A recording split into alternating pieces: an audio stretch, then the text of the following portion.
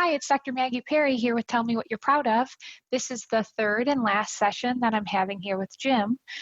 So Jim just listened to the consultation that I had with Dr. Anya Schmitz, and we will talk about that or other things that Jim would like to talk about. So where should we get started?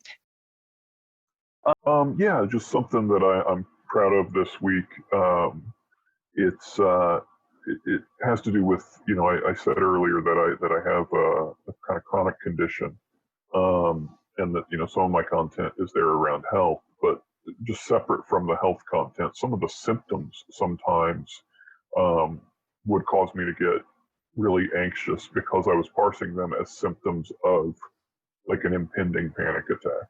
So in other words, something like nausea or, dizziness or lightheadedness would show up.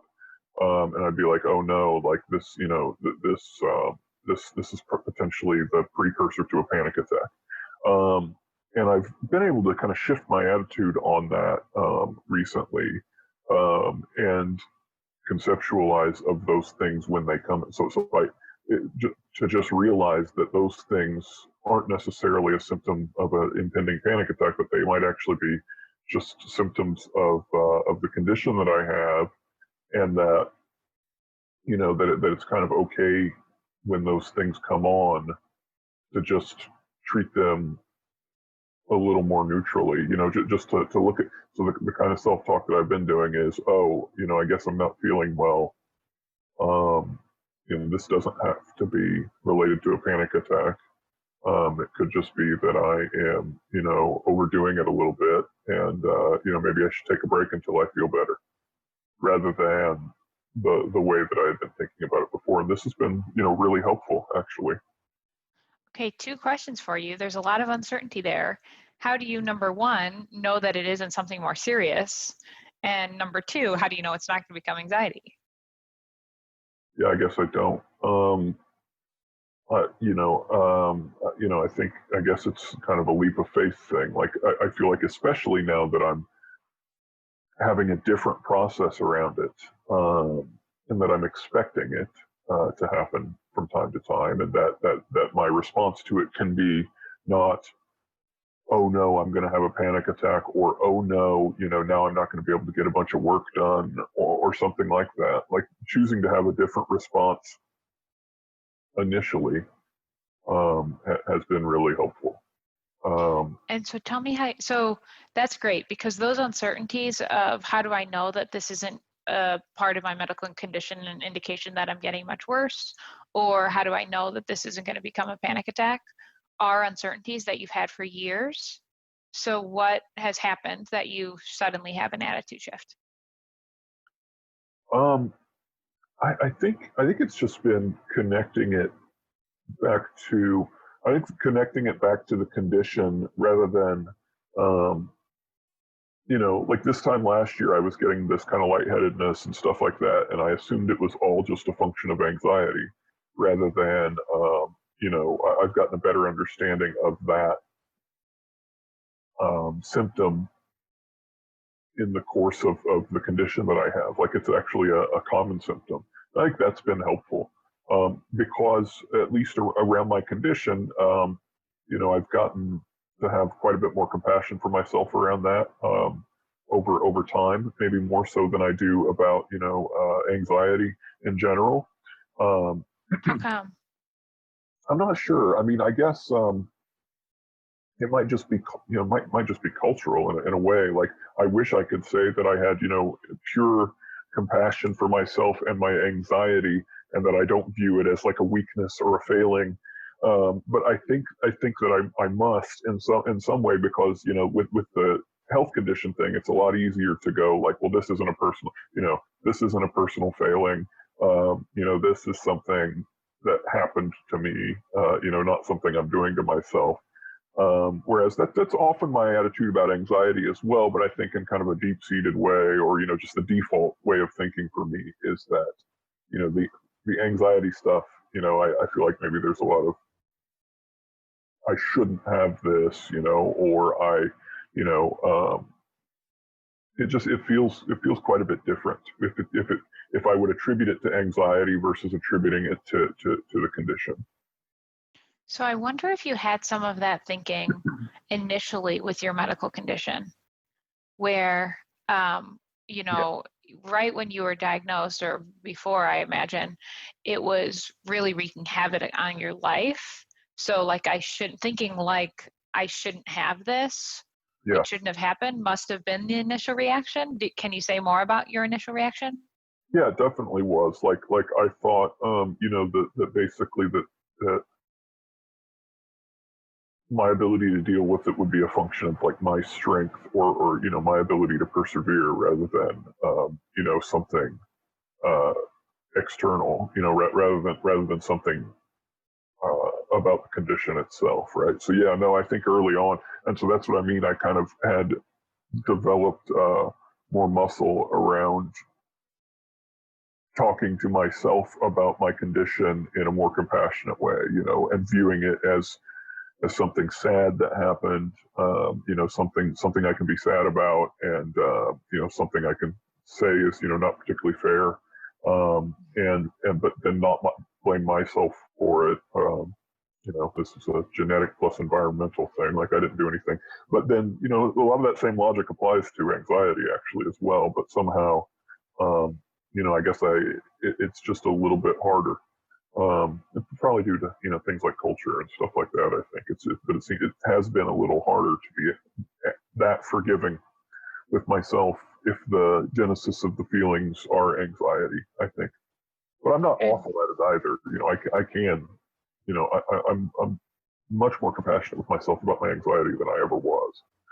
And what do you mean by being that forgiving? Like if you were completely surrendering to a compassionate stance towards the experience of anxiety, what would you be doing differently? I mean, I think I would. I think I would accept that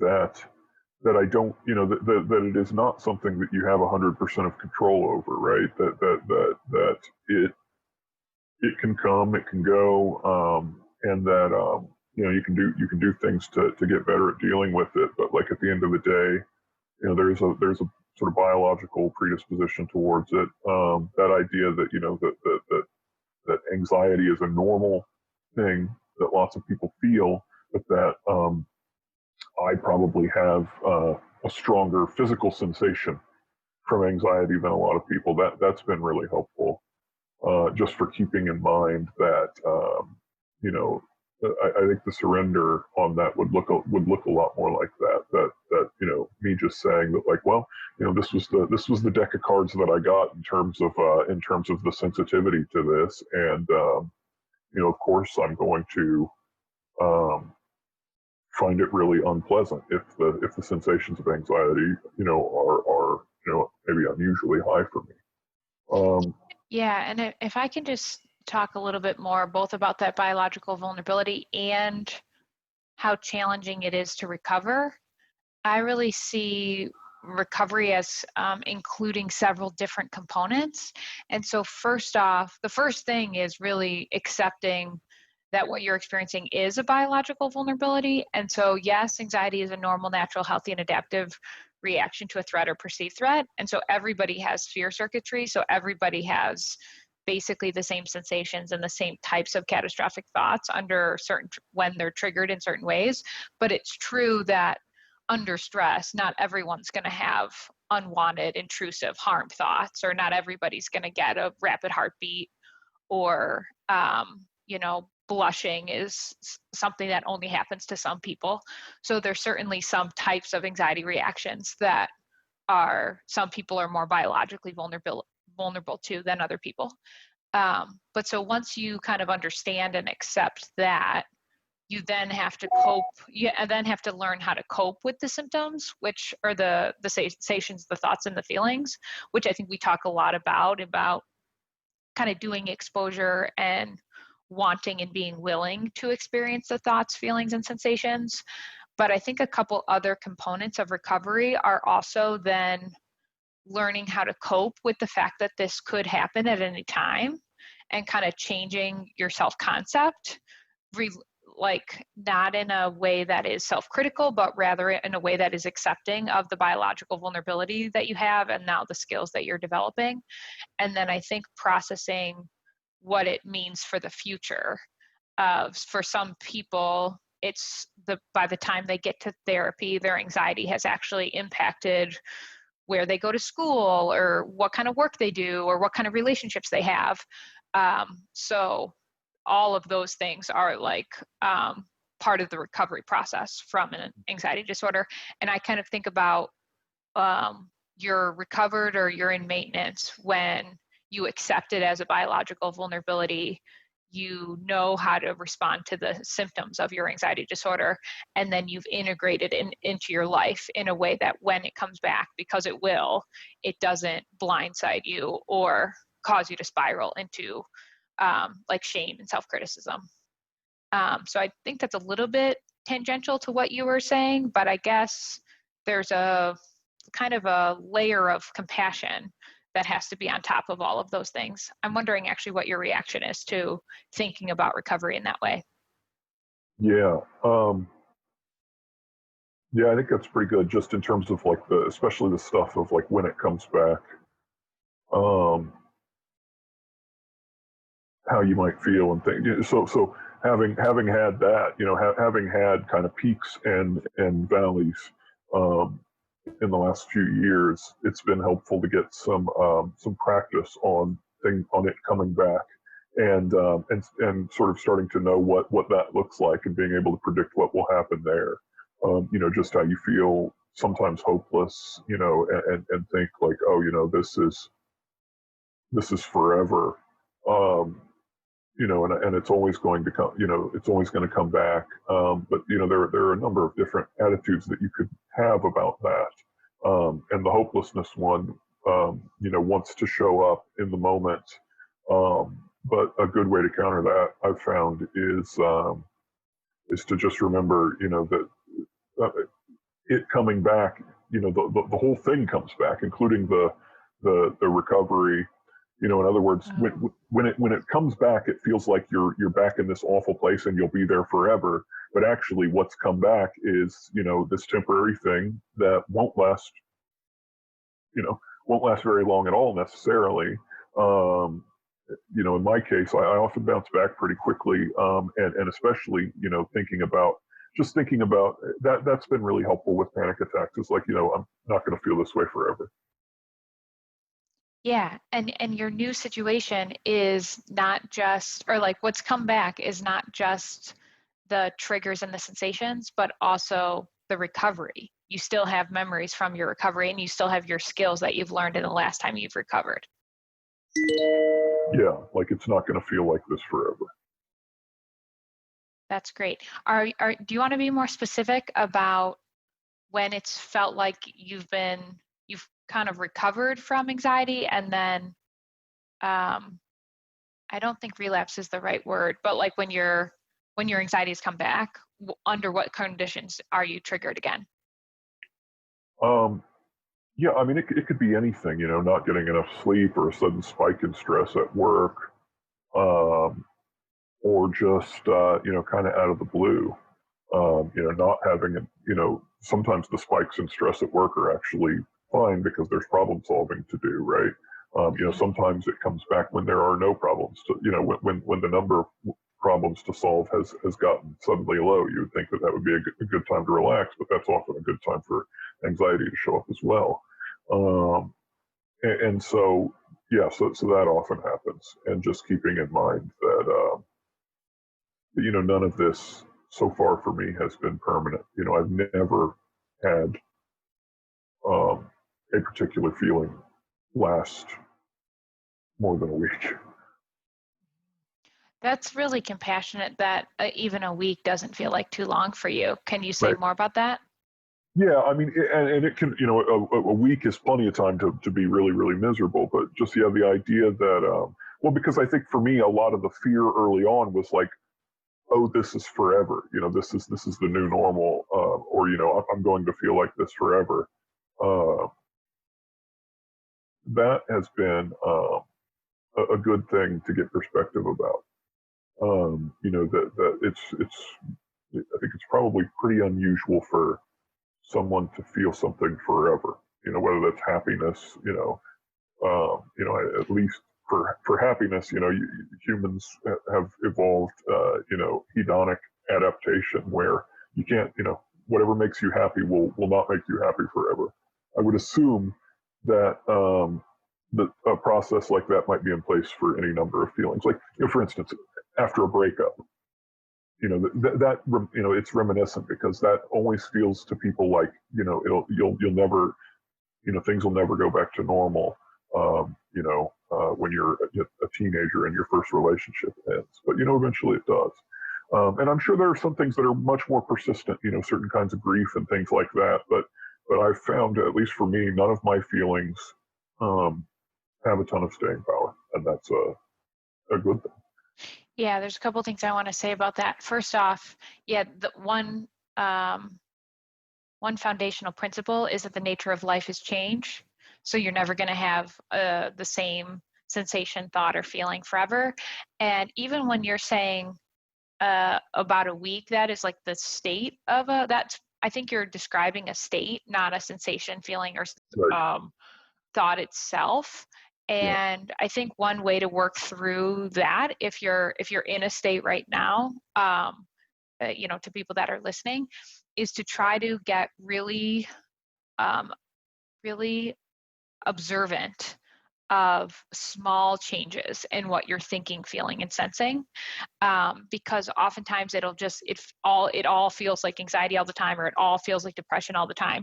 But there is actually a difference between the morning and the evening in Yeah. terms of how hungry you are, how much energy you have, how much your arms and legs are tingling. Like, there's just what your mind is preoccupied by. So there is variation.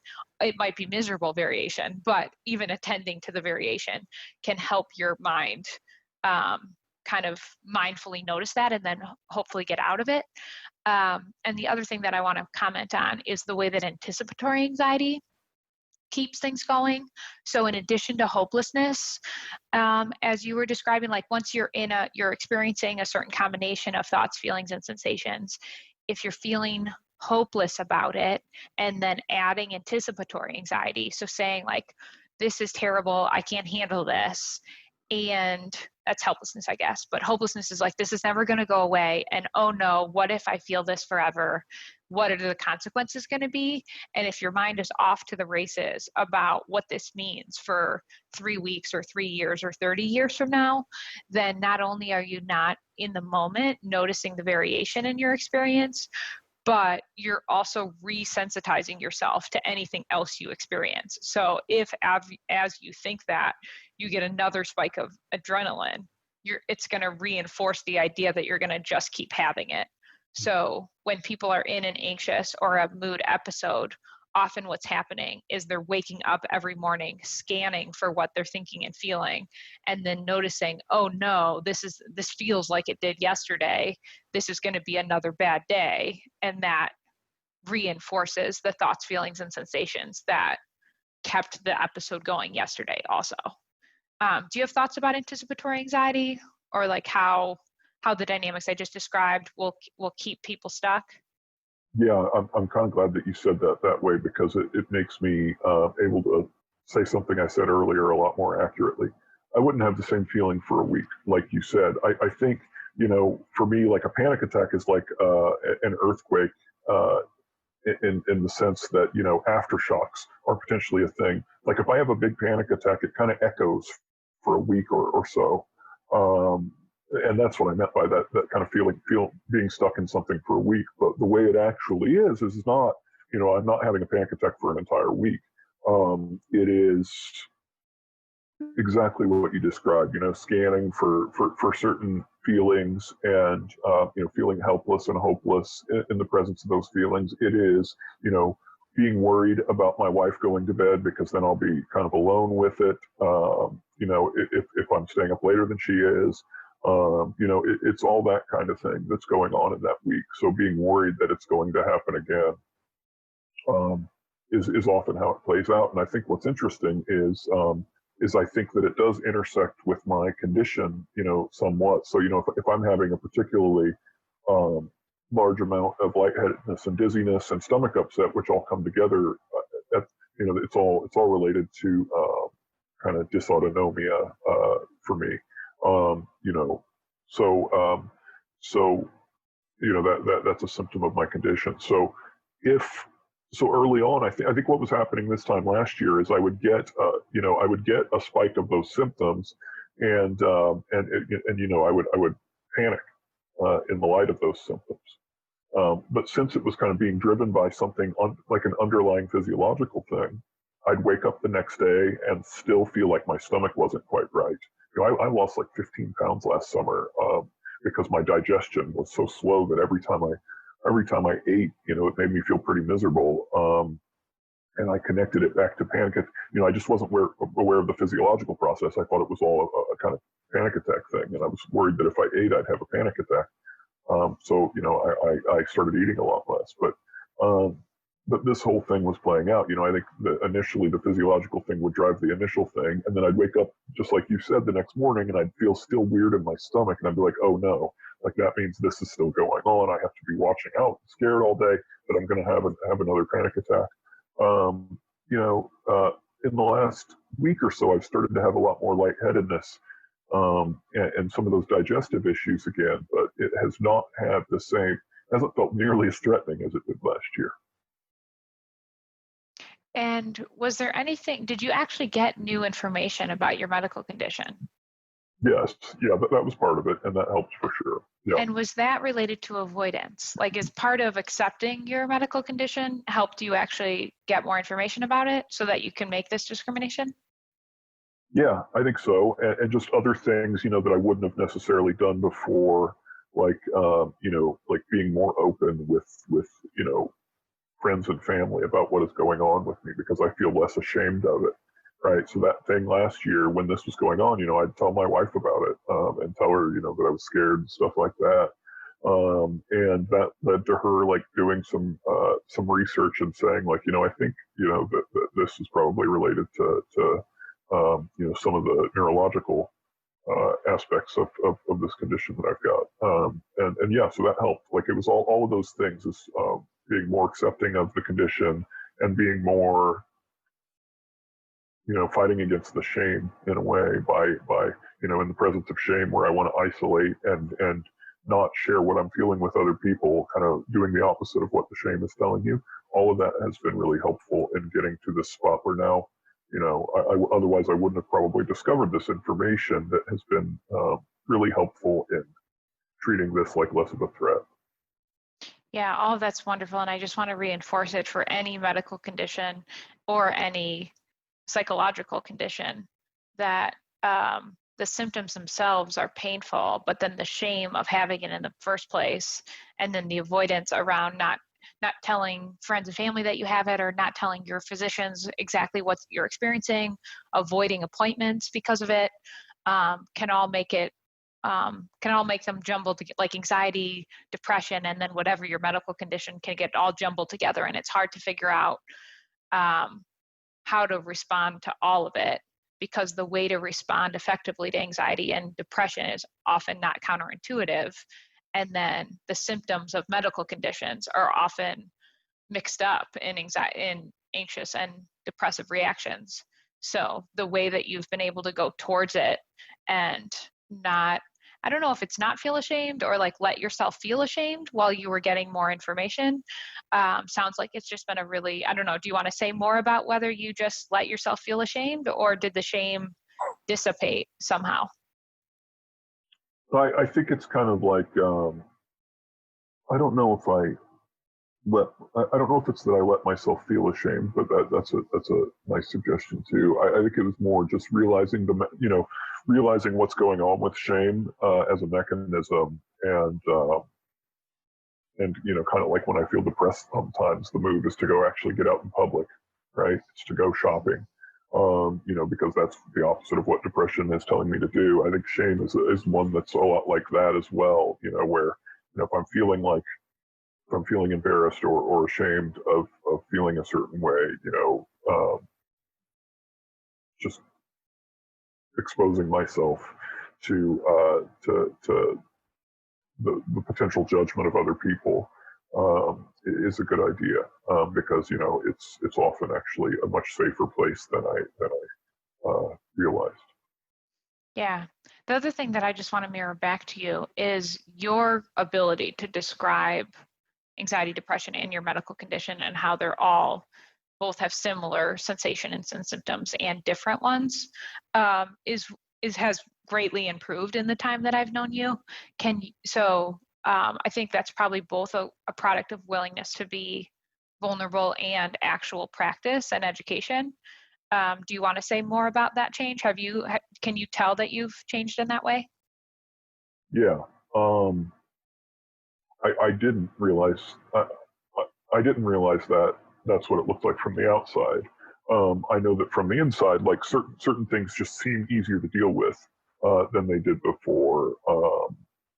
Yeah, so thanks for saying that, first of all, because yeah, I didn't realize that I had developed that skill enough that it was noticeable on the outside. But uh, yeah, it definitely seems easier in a lot of ways to, if I'm feeling sick, to have some compassion and just be like, okay, well, then maybe I will have to stop working now and take a break. Like I think we did work on that, starting 2 years ago, of just balance. Balance is a key thing with work. Since a lot of my content is around work and achievement and things like that, ultimately, and it's kind of this, various conditions that I have getting in the way of that. It's been important for me to be able to recognize, when it's time to stop working, and to be more okay with maybe not getting everything done, maybe not getting everything done perfectly. Yes, that's great. I think back to the hope conversation, I think what you just said is a really good example of why to maintain hope, because many of these concepts seem so vague or elusive that it's hard to know. There's so many workbooks out there, there's self-help programs, you can do something like an individual therapy or join a group, and usually there's some kind of techniques or tips that you can grasp onto and try for a little while. And I think the example of setting boundaries related to work 2 years ago was a great place to start. Obviously, that's what I suggested 2 years ago. And now, like looking at you today, you have it all. You're able to process it all at the same time. So you're able to identify, describe, and label what's happening internally. You're able to set the boundary around it. You're able to have compassion towards yourself. You see it as like just a process that you're going through, not something to be helpless or hopeless about. And all of those are different skills that a therapist might suggest to someone at different times, but the way that you can pull it all together in any given moment is really evidence of progress. And I think in terms of giving hope to other people, in any given moment that you're stuck, if you can try to remember, there might just be a lot of different steps to me getting out of whatever experience I'm in. And I might be able to describe what is happening, but I don't know what strategies to use. I might have strategies, but I'm not quite sure what my triggers are, or I'm not sure what is keeping me stuck. Like there's just so many different variables that could get somebody stuck at any given time, that another way to maintain hope is to think, maybe I just don't fully understand what's happening right now. And in the future, I might have a clearer picture. Yeah. Do you have any thoughts about that? Yeah, that would be that would be a great attitude to have, yeah, like that might be a goal for me, because for everything I just described was kind of different than that, in the sense that I was able to be more comfortable once I understood. I think it would be interesting if I could be comfortable without understanding. Yeah, I completely agree. Why don't we end on that? Thanks for your time, Jim. Yeah, thank you.